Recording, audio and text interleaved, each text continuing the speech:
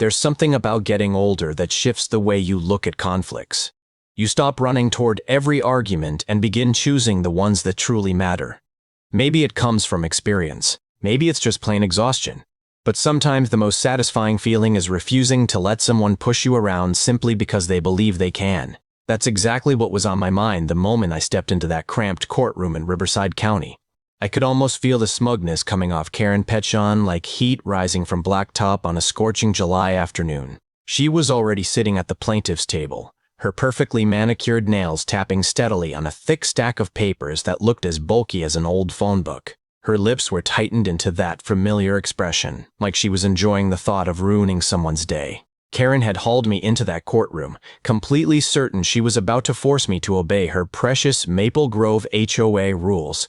The only issue was that I didn't even live in her HOA. But when had facts ever stopped Karen before? In about 3 minutes, I was going to knock her entire little power trip off its pedestal with one simple piece of paper. Let me rewind a few months to explain how this ridiculous situation started. I had just finished building my dream cabin on 5 acres of quiet, private land.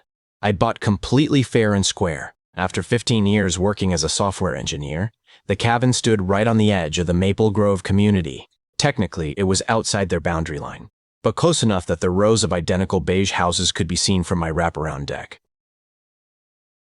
I loved every part of my new home. The deep forest green paint blended perfectly with the surrounding pine trees, and I'd carefully preserved the natural landscaping.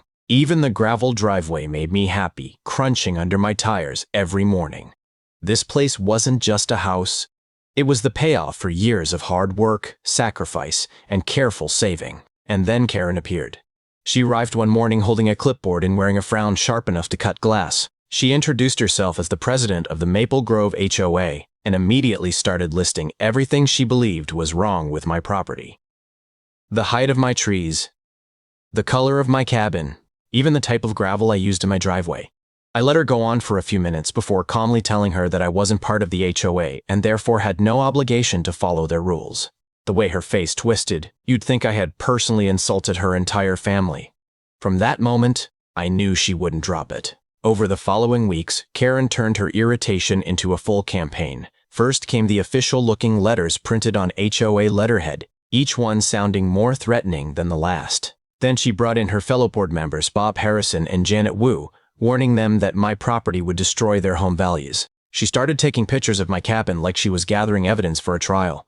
Red circles drawn on printed photos, notes scribbled along the edges, phrases like non-compliance and aesthetic disruption written dramatically across the pages. She even put together an over-the-top PowerPoint presentation for the board, complete with animations and dark background music. But her biggest move was hiring a surveyor to examine the property lines, hoping to find any tiny legal argument she could stand on. Eventually, she dug up an obscure planning document from 1997 that mentioned a possible future expansion zone for the Maple Grove development. Karen grabbed onto that vague line like it was the absolute truth.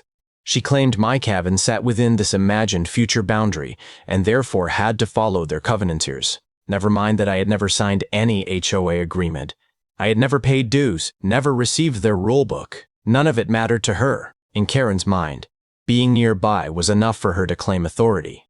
When intimidation didn't work, she did what she believed would end everything once and for all. She filed a lawsuit.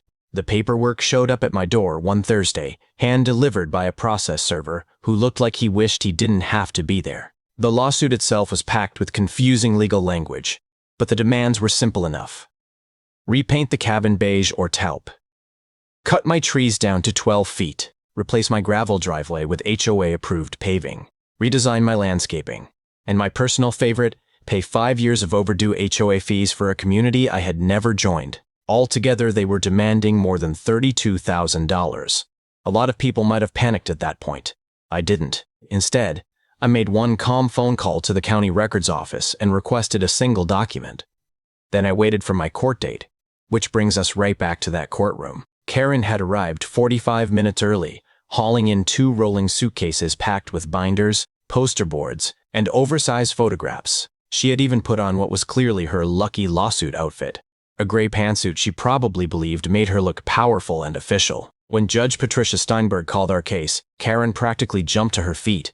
Her opening statement sounded like something pulled straight from a drama class, full of talk about protecting community integrity, preserving aesthetic standards, and how I was supposedly destroying the neighborhood's harmony. She tossed photographs across the table, quoted HOA bylaws as if they carried the same weight as federal law, and paced back and forth while speaking like she was giving a TED Talk. The performance lasted exactly 2 minutes and 47 seconds. Then the judge turned her attention to me. I simply pulled out one sheet of paper and slid it across the table. Judge Steinberg picked it up, adjusted her glasses, and started reading. It was a certified record from the county recorder's office. The document showed that my land had been officially subdivided in 1994, 3 years before the Maple Grove HOA had even been created. It clearly stated that the property was not and would never be subject to HOA covenanters. The silence that followed felt thick enough to slice through. Karen's tapping fingers suddenly froze. Her mouth hung slightly open. Her face slowly turned the color of an overripe tomato. Judge Steinberg carefully read every single line. When she finally looked up, the expression on her face could have cooled a volcano. In a calm but unmistakably serious voice, she told Karen that the lawsuit was not only invalid but dangerously close to harassment. She warned that any future attempt to claim authority over non-HOA property could lead to serious legal consequences. Then the hammer fell. The court ruled completely in my favor. The HOA was ordered to cover all my legal fees, $4,800, and a formal cease and desist order was issued preventing Karen and the HOA from contacting me again. Just like that, her entire little empire collapsed. The ruling went into the public record, creating a legal precedent. Karen stood there stunned, gripping her now useless evidence while the judge's final remark echoed across the courtroom. Perhaps, the judge added dryly, your HOA board should reconsider whether you are truly fit to remain president. Karen didn't bother hiding her furious tears. Her face cycled through shades of red I didn't even know people could produce. But it didn't stop there. That same night, the HOA board called an emergency meeting. Even Bob Harrison and Janet Wu turned against her. The vote to remove her as president passed 12-0, with one abstention, Karen herself. And because the HOA had been ordered to pay my legal costs, every homeowner in Maple Grove was hit with a $40 special assessment.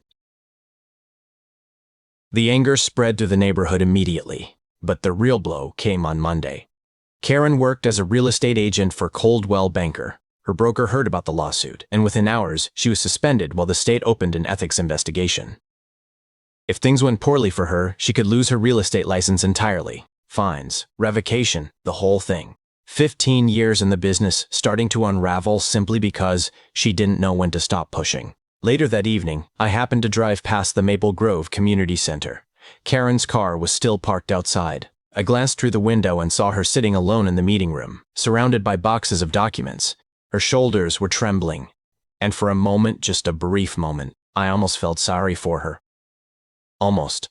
Before we go any further, if you've ever dealt with a neighbor who thought they owned the whole street or worse, an HOA president on a power trip, go ahead and hit the like button. And don't forget to subscribe for more real stories where justice isn't just served, it's served with interest.